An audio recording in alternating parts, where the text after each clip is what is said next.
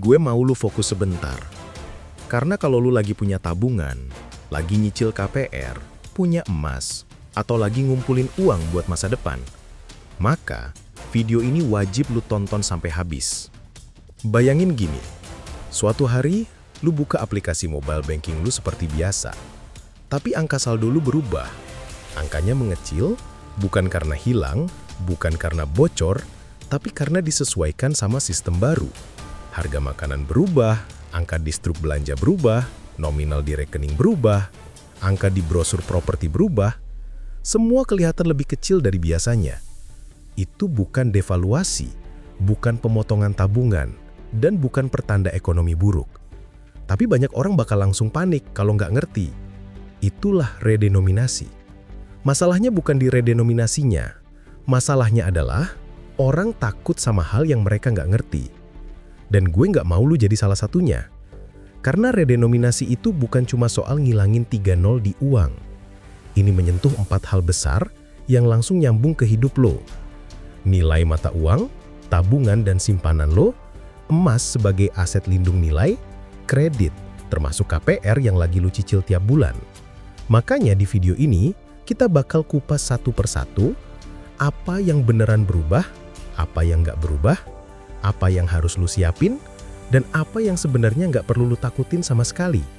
Tujuan gue cuma satu, ketika redenominasi beneran terjadi suatu saat nanti, lu adalah orang yang paling tenang di lingkungan lu, karena lu ngerti duluan apa yang orang lain baru heboh besok.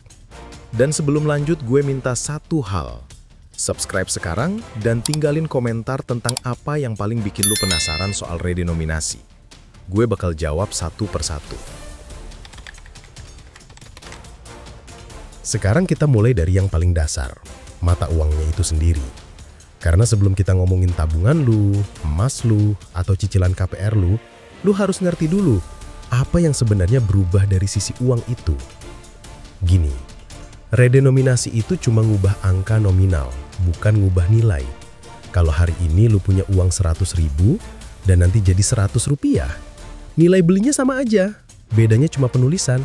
Harga nasi goreng 20.000 jadi 20, gaji 5 juta jadi 5.000, beli iPhone 25 juta jadi 25.000, harga rumah 500 juta jadi 500.000. Semua ikut turun angkanya secara proporsional. Kayak lu nyusutin foto di HP, gambarnya mengecil tapi isinya tetap sama. Dan ini bukan teori sembarangan. Negara yang pernah redenominasi kayak Turki, Korea Selatan, Rusia, dan beberapa negara Eropa, semuanya menunjukkan pola sama. Nilai tetap, angka yang berubah. Nah, yang sering bikin orang salah paham itu ini. Kalau angkanya kecil, jangan-jangan uang gue makin gak berharga. Bukan, itu bukan cara kerjanya. Justru redenominasi dipakai buat merapikan sistem harga, supaya transaksi lebih efisien, pembukuan lebih rapi, dan ekonomi kelihatan lebih stabil.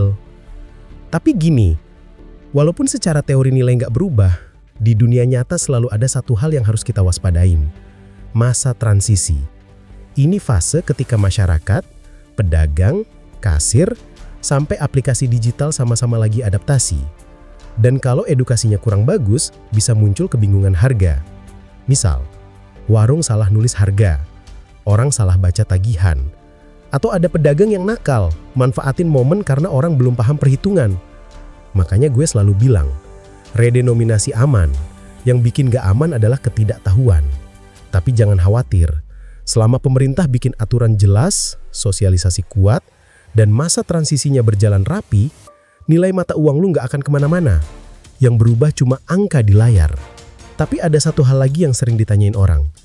Kalau rupiah diredenominasi, apakah nilai tukarnya ke dolar ikut berubah? Jawabannya enggak. Nilai tukar ke USD, yen, won, euro itu tetap sama dari sisi nilai, bukan angka. Contohnya, kalau sebelum redenominasi 1 USD sama dengan 16.000 rupiah, setelah redenominasi, tinggal penyesuaian angka, 1 USD sama dengan 16 rupiah. Nilainya tetap sama, cuma nominalnya menyesuaikan format baru. Ini standar internasional, dan semua negara yang pernah redenominasi mengalami hal yang sama. Nilai tukar tidak naik atau turun hanya karena redenominasi. Perubahan nilai tukar itu ditentukan hal lain, Inflasi, suku bunga, kondisi global, neraca dagang, bukan sekedar ganti penulisan angka di mata uang. Jadi lu nggak perlu takut, wah nanti rupiah makin lemah dong. Enggak, redenominasi itu urusan domestik, perangkat administratif, bukan moneter. Sekarang kita masuk ke hal yang paling banyak ditanyain orang. Kalau angka nominal uang berubah, tabungan gue gimana? Jawabannya simple, tabungan lo ikut berubah angkanya, tapi nilainya nggak berubah sama sekali. Gini cara bayangin ya, misalnya lo punya tabungan 10 juta rupiah di bank. Setelah redenominasi, angkanya bakal tampil sebagai 10.000 rupiah baru. Kelihatannya kecil, tapi kemampuan belinya sama persis. Lo tetap bisa beli barang yang sama, bayar kebutuhan yang sama, dan ngelakuin transaksi dengan nilai yang sama. Yang berubah cuma penulisan. Bank lo nggak tiba-tiba nyolong duit lo.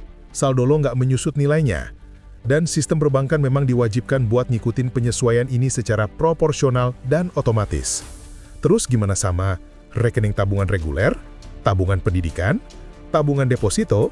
Semuanya ikut penyesuaian angka, tanpa ubah nilai. Misal deposito 100 juta, jadi 100.000 rupiah. Bunga yang lo terima juga ikut skala baru, tapi nilainya tetap sama kalau dikonversi balik. Dan lo nggak perlu ngurus apa-apa, nggak perlu ke bank, nggak perlu tanda tangan dokumen baru. Semuanya otomatis di sistem berdasarkan regulasi resmi dari Bank Indonesia. Tapi ada satu momen yang harus lo siapin, fase adaptasi melihat angka kecil. Ini beneran kejadian di negara yang sudah redenominasi sebelumnya. Orang kaget lihat saldo mengecil, terus panik, terus tarik uang tanpa alasan. Padahal nggak perlu. Poin terpenting dari semuanya adalah ini. Redenominasi tidak mengubah nilai kekayaan lo, yang berubah cuma tampilan angkanya. Dan selama lo paham cara bacanya, lo bakal jauh lebih siap daripada sebagian besar masyarakat yang masih belum kebayang perubahan skala angka kayak gini. Sekarang, kita masuk ke aset yang sering banget jadi jangkar ketenangan orang Indonesia. Emas. Dan kabar baiknya, buat lo yang punya emas, atau lagi nyicil emas, atau lagi ngumpulin emas gram demi gram, redenominasi nggak ngurangi nilai emas lo sama sekali. Gue jelasin pelan-pelan ya. Emas itu sifatnya global. Harganya mengikuti harga emas dunia yang dihitung dalam dolar AS per troy ounce. Artinya, emas nggak peduli sistem penulisan mata uang suatu negara mau seperti apa. Mau 30, 20, 100, emas tetap emas. Yang berubah hanyalah cara kita menuliskan harga emas dalam rupiah. Misalnya hari ini harga emas antam 1 gram adalah Rp2.200.000. Kalau suatu saat redenominasi jalan, ya angka itu cuma berubah jadi Rp2.200 baru. Tapi nilainya tetap sama, karena 2.200 versi baru sama persis dengan 2.200.000 versi lama. Jadi jangan sampai lu kebalik mikirnya, wah harga emas turun jauh nih. Padahal enggak, itu cuma efek penyesuaian angka, bukan penurunan nilai. Sekarang lu mungkin nanya, terus ada potensi harga emas naik gara-gara redenominasi? Jawabannya enggak secara langsung. Harga emas itu naik turun karena inflasi, suku bunga global, nilai tukar dolar, geopolitik, dan permintaan dan penawaran di pasar dunia. Bukan karena redenominasi. Paling yang bisa terjadi adalah satu hal kecil, sentimen masyarakat. Kalau banyak orang panik tanpa ngerti cara kerja redenominasi, mereka bisa nyerbu beli emas sebagai bentuk jaga-jaga. Nah, karena permintaan lokal naik, harga emas retail bisa ikut naik sedikit. Tapi itu bukan perubahan fundamental, cuma efek psikologis jangka pendek. Ada juga satu hal teknis yang sering orang lupa. Kalau lo lagi nyicil emas di Pegadaian atau Marketplace, jumlah gram emas yang lo cicil nggak berubah sama sekali. Yang berubah cuma nominal pembayaran administrasi atau angsuran. Itu pun proporsional. Jadi bukan sesuatu yang harus lo takutin. Simpelnya gini deh, kalau redenominasi itu kayak ngecilin ukuran tulisan di layar, maka emas itu kayak benda fisik yang tetap utuh, nggak peduli layar lo dikecilin atau dibesarin. Kesimpulan mudahnya, emas tetap aman, nilainya tetap, dan sifatnya tetap jadi pelindung nilai, baik sebelum, selama, maupun setelah redenominasi. Sekarang, kita masuk ke salah satu bagian yang paling sering bikin orang deg-degan. KPR gua berubah nggak? Cicilan gua makin mahal nggak? Utang gua dipotong atau malah ditambah? Tenang, kita pelan-pelan bahas biar lo ngerti tanpa pusing. Gini, di dunia perbankan, utang itu selalu dihitung berdasarkan nilai, bukan angka nominal. Makanya, waktu redenominasi terjadi, perlakuannya simple banget. Nominal utang lo ikut disesuaikan proporsional, tapi nilainya tetap sama. Misalnya, Cicilan KPR lo hari ini Rp4.500.000 jadi Rp4.500. Sisa pokok utang lo misalnya Rp450 juta jadi Rp450.000. Tenor, bunga, perjanjian kontrak, semua tetap sama. Bank gak bisa asal naikin, nurunin, atau ubah nilai utang karena perjanjian kredit itu ngikutin prinsip value preserving, sama kayak yang dilakukan Turki, Rusia, dan negara lain saat denominasi. Angka berubah, tapi nilai ekonomi tetap sama. Jadi, kalau hari ini lo mampu bayar cicilan, nanti juga mampu. Kalau lo lagi nyicil mobil, motor, gadget, atau kredit renovasi, semuanya ikut menyesuaikan secara otomatis. Tapi ada satu hal yang perlu lo pahami. Transisi angka kecil bikin orang gampang salah baca. Ini bukan soal banknya yang berubah, tapi soal manusianya yang butuh adaptasi. Coba bayangin, biasanya cicilan lo Rp4.500.000, nanti berubah jadi Rp4.500. Kalau orang nggak terbiasa, bisa salah baca antara Rp4.500 atau Rp45.000. Makanya, edukasi itu kuncinya. Dan untuk KPR, ada satu hal lagi yang penting. Harga properti juga ikut redenominasi. Rumah yang 900 juta jadi 900.000. Down payment menyesuaikan. Biaya notaris menyesuaikan. Administrasi bank menyesuaikan. Semuanya turun angkanya, tapi tetap setara nilainya. Jadi, jangan keburu panik. Redenominasi gak bikin cicilan makin berat. Gak bikin orang tiba-tiba jadi gak mampu bayar KPR. Dan gak bikin orang yang udah nyicil jadi rugi dibanding yang belum. Yang berubah cuma cara kita membaca angkanya, bukan nilai ekonominya. Dan kalau suatu saat Indonesia beneran jalanin redenominasi, lo justru bakal jadi orang yang paling ngerti kenapa cicilan Rp4.500 itu sebenarnya sama dengan cicilan yang selama ini lo bayar. Jadi sekarang, setelah lo ngerti satu persatu dari mata uang, tabungan, emas, sampai kredit dan KPR, gua mau lo ambil satu kesimpulan penting. Redenominasi itu bukan soal uang lo mengecil, tapi soal cara negara lo menulis angka. Itu aja.